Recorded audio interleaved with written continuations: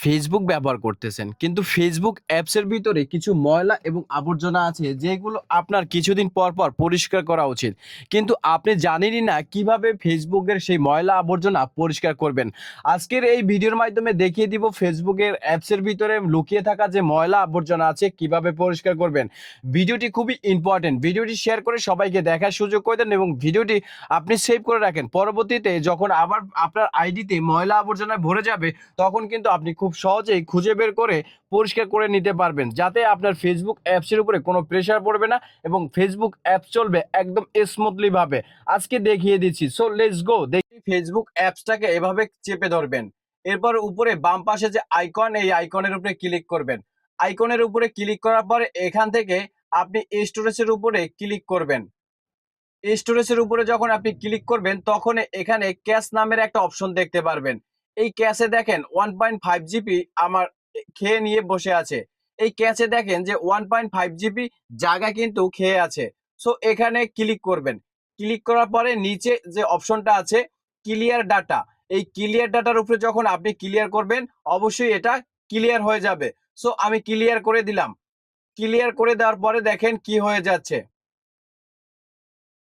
দেখেন ক্লিয়ার করার পরে কিন্তু আমার 0 ভি চলে আসছে। এরপর থেকে এখান থেকে বের হয়ে যাব। সো অ্যাপসে চলে আসব। এরপর 3 ডট যে মেনুটা আছে মেনুর উপরে ক্লিক করব। মেনুর উপরে ক্লিক করার পরে আমরা সেটিংসে চলে যাব। সেটিংসে গিয়ে ভিডিওটি দেখিয়ে দিচ্ছি। ভিডিওটি যারা শেয়ার করেন না শেয়ার করে দেন। এখন এখানে সেটিংসে চলে আসছি। এরপর সেটিংসে ক্লিক করব। সেটিংসে ক্লিক করার পর একদম নিচে চলে যাব।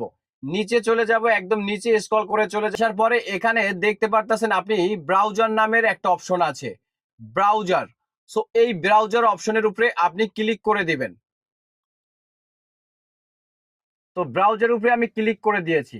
ব্রাউজার উপরে যখন ক্লিক করে দিয়েছি এখানে কুকিং অ্যান্ড ক্যাটস এই অপশনটা আপনি কিন্তু পেয়ে যাবেন।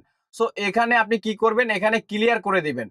ক্লিয়ার উপরে চাপ দেওয়ার পরে ক্লিয়ার হয়ে গেছে এবং ক্লিয়ার হয়ে যাওয়ার পরে এখানে লাস্ট কবে ক্লিয়ার করছেন সেই তারিখটা কিন্তু দেখা যাচ্ছে 7টা 43। উপরে চাইলে দেখতে পারতেছেন 7টা 44।